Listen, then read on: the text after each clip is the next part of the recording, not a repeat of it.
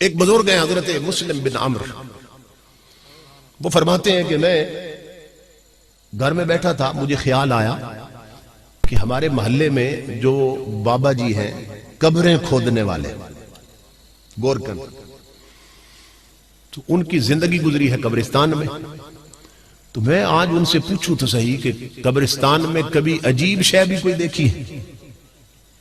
کہتے ہیں میرے دل میں نہ اللہ نے بات ڈالی، میں چلا گیا ان سے پوچھنے کے لیے۔ جب میں نے سوال کیا وہ رونے لگ گئے، کہنے لگے اب مسلم، میں نے ایک ایسی چیز دیکھی ہے اسے میں بھول نہیں سکتا، اور اس منظر نے میرا رخ اور کانٹا بھی بدل دیا تھا۔ پہلے میں بھی غفلت میں تھا، یہ میری ماں بہنیں بیٹیاں غور سے سنیں۔ وہ بزرگ فرماتے ہیں کہ وہ گورکن کہنے لگا، قبر کھودنے والا کہنے لگا میرا یہ پیشہ ہے کہ میں قبرستان میں نہ 3-4 قبریں تیار رکھتا ہوں ریڈی میڈ، پھر جن کا کوئی مر جائے تو وہ آ کے مجھ سے قبر خرید لیتے ہیں، اس کی مزدوری مجھے دیتے ہیں قبر کھودنے کی، بس اسی پہ میرا گزارا ہو رہا اور زندگی چل رہی۔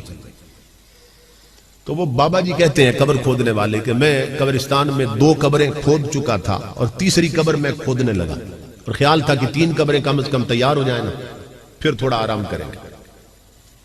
تو جب تیسری قبر میں نے کھودنا شروع کی تو اس قبر سے مجھے تپش آنے لگ گئی، گرمی، میں پسینے میں شرابور ہو گیا۔ اس قبر کے کنارے پہ ایک چھوٹا سا درخت تھا، پودا، جھاڑی سی تھی، اس پر میں نے کپڑا ڈالا نا، تھوڑا سایہ بنا لیا، لیکن تپش آ رہی تھی قبر سے، میں حیران تھا، سیک آ رہا ہے قبر سے۔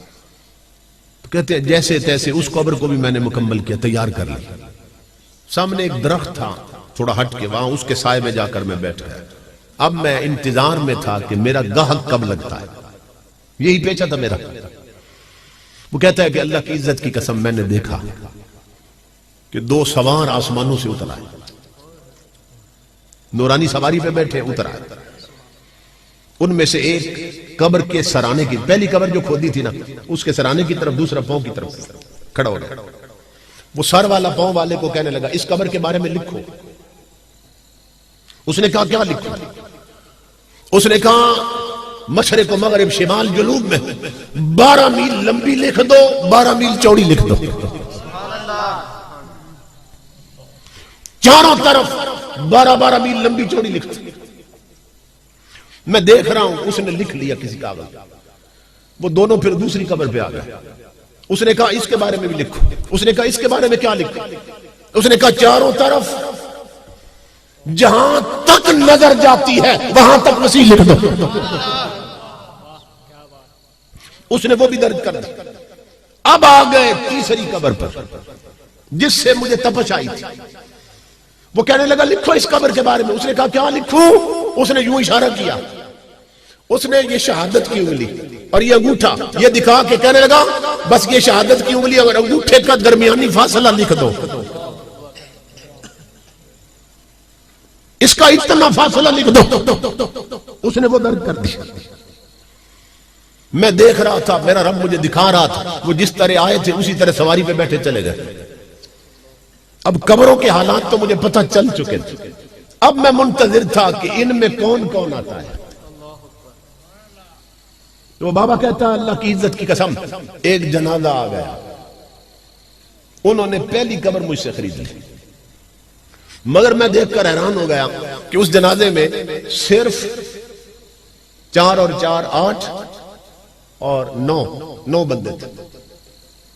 4 وہ تھے جنہوں نے جنازہ اٹھایا ہوا تھا، 5 بندے ساتھ تھے، 4 5 ساتھ تھے، 6واں 7واں بندے ہی کوئی نہیں تھا۔ انہوں نے پہلی قبر مجھ سے خریدی، میں حیران ہو گیا۔ میں نے کہا یہ کون مر گیا جس کے لیے قبر خریدی؟ اتنے تھوڑے بندے آئے ہیں جنازہ پڑھ دے، یہ کون ہے؟ انہوں نے کہا یہ ہمارے محلے کا سب سے غریب بندہ مرا ہے۔ یہ اتنا غریب تھا کہ اس کے جنازے کو کسی امیر نے اہمیت نہیں دی ہے۔ غریبوں کے جنازے کون پڑھتا؟ غریبوں کے جہاں میں وقت بھی رک رک کے چلتا ہے، کبھی صبح نہیں ہوتی کبھی شامیں نہیں ہوتی، تو ہم تو جنازے بھی ادلے بدلے میں پڑھتے ہیں کہ میرے مرے تھے تو یہ پڑھنے آئے تھے، اب ان کے مرے ہیں تو میں پڑھ جاؤں۔ غریبوں کے جنازے کون پڑھتا؟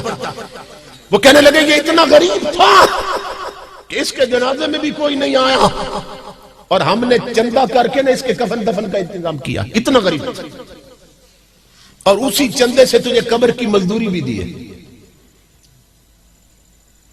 میں نے ان سے پوچھا, میں نے کہا آپ بتاؤ مجھے, بے شک غریب تھا مگر اس کا کردار کیسا تھا؟ تو ایک بندہ کہنے لگا سن اللہ کی عزت کی قسم, یہ دولت کا غریب ضرور تھا مگر سجدوں کا غریب نہیں تھا, کلمے کا غریب نہیں تھا. یہ گلی میں چلتے ہوئے بھی اپنے نبی پہ درود پڑھتا رہتا تھا, یہ بیٹھا ہوا بھی کلمے کا ورد کرتا رہتا تھا, اس کا اکثر وقت مسجد میں بیتتا تھا, یہ وضو میں رہتا تھا. کہتا ہے میں نے اس کی مزدوری واپس کر دی. میں نے کہا اس ثواب میں بھی شریک ہوتا, جسے 12 میل لمبی 12 میل چوڑی مل رہی ہے, یہ تو اللہ کا نیک بندہ ہے. میں نے پیسے واپس کر دی. وہ دفن کر کے چلے گئے. میں پھر درخت کے نیچے بیٹھا تھا, انتظار میں تھا اب دوسری میں کون آتا. کہتا ہے پھر ایک جنازہ آ گیا. کچھ وقت کے بعد انہوں نے دوسری قبر مجھ سے خرید لی, اور اس پر میں اور حیران ہوا. کس بات پر؟ کہ اس بندے کے جنازے میں صرف وہی بندے آئے تھے جنہوں نے اس کی چارپائی اٹھا رکھی تھی. 4 بندے 5واں بندے کوئی نہیں تھا. میں حیران ہوا. میں نے کہا یار وہ یہ کون مر گیا؟ اتنے تھوڑے بندے آئے جنازہ پڑھ گئے, صرف 4 بندے, یہ کون ہے؟ وہ کہنے لگے یہ ہم بھی نہیں جانتے یہ کون ہے, یہ مسافر ہے, پردیس میں مر گیا ہے, یہ کہیں اور کا رہنے والا, سفر میں مرا ہے, ہم نے پردیسی سمجھ کے اس کا کفن دفن کیا, ہمیں نہیں معلوم یہ کون ہے. وہ بابا کہتا ہے قبر کھودنے والا میری چیخ نکل گئی. میں نے انہیں کہا تم تو نہیں جانتے یہ کون ہے مگر میں جانتا ہوں یہ کون ہے. یہ کوئی محمد عربی کا سچا غلام آیا ہے, یہ کوئی رب کا ولی آیا ہے کہ جسے حد نظر تک وسیع قبر مل گئی. یوں فیصلے ہوتے ہیں. اس کی مزدوری بھی واپس کر دی, میں نے اس کو دفن کر کے چلے گئے. بابا کہتا ہے میں پھر درخت کے نیچے, اب منتظر تھا اس تیسری میں کون آتا. اب سننا غور سے, تیسری میں کون آتا. یہ بہت بڑے اللہ کے ولی ہیں جو بیان کر رہے ہیں. کہتا ہے کچھ وقت گزرا, ایک جنازہ آیا. جنازہ کیا تھا؟ پیچھے عوام کا سیلاب آیا ہوا تھا. چودھری, ملک مار, راجے مہاراجے سب جنازہ پڑھنے آئے تھے. ایم این اے, ایم پی اے, ناظم, پٹواری سب آئے ہوئے تھے. کلاس 1 آفیسر سب جنازہ پڑھنے آئے تھے. اور جنازے پر نا میت کے اوپر ویلوٹ مخمل کی چادر پڑی تھی اور اوپر پھولوں سے لگی ہوئی تھی. انہوں نے تیسری قبر خرید لی مجھ سے. میں جنازے کی کثرت پر حیران ہوا اور ادھر قبر کی حالت پہ حیران ہوا.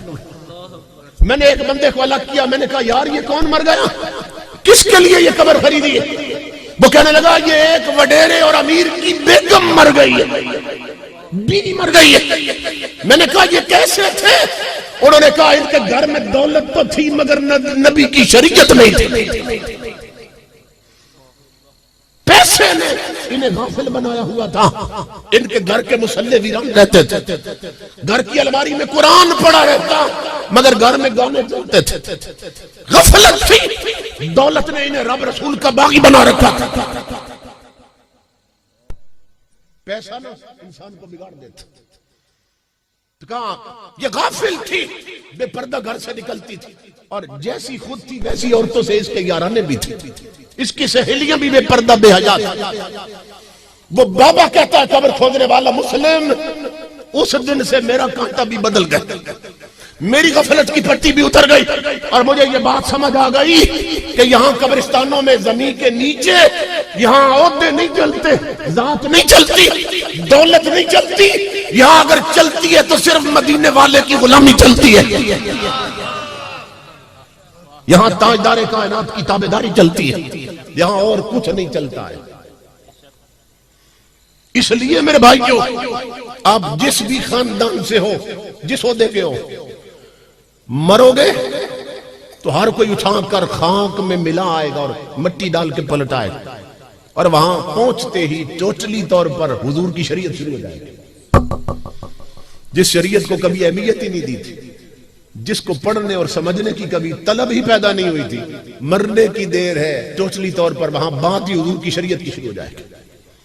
آنے والے زمین پھاڑتے آ رہے ہیں، آنکھوں سے شعلے نکل رہے ہیں، اور آتے ہی پوچھیں گے من ربک، نہیں پوچھا تیری ذات کیا تھی، نہیں پوچھا تیری تعلیم کتنی ہے، نہیں پوچھا تیرے پاس عہدہ کیا تھا، یہ نہیں پوچھا تیرے ووٹر کتنے تھے، نہیں پوچھا تو الیکشن کتنی بار جیتا تھا، نہیں پوچھا تیرے بنگلے اور زمینیں کتنی تھی۔ آتے ہی جس کی تیاری نہیں تھی وہی سوال کر دیا، پلاٹوں کی تیاری تھی وہ پوچھے کوئی نہیں، انہوں نے کمپیوٹر کے کورس کیے تو وہ انہوں نے بات ہی نہیں کی، بڑی تعلیم حاصل کی تھی، بڑی بڑی ڈگریاں تھی، وہ آنے والوں نے اس کے بارے میں کوئی سوال ہی نہیں کیا، اور جس سوال کی تیاری نہیں تھی وہی سوال کر دیا، من ربک، بتا تیرا رب کون۔ اب کیا بتائے میرا رب کون؟ جس رب کی بندگی کے لیے حکے کا کش نہیں چھوڑا اور اس کے سجدے چھوڑ دیے، یہ کیسے بتائے میرا رب کون ہے؟ دارے میں تاش کھیلتا رہا، گپ شپ پہ بیٹھا رہا، ٹچ موبائلوں پہ بیٹھا رہا، ٹی وی پہ بیٹھی رہی مائیں بہنیں بیٹیاں کہ ڈرامے کی قسط نہ رہ جائے، مصلے ویران پڑے رہے، قبر میں کیا بتائیں گے ہمارا رب کون ہے؟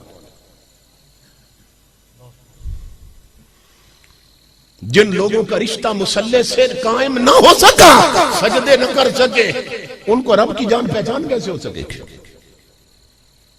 وہ کیا بتائیں ہمارا رب کون؟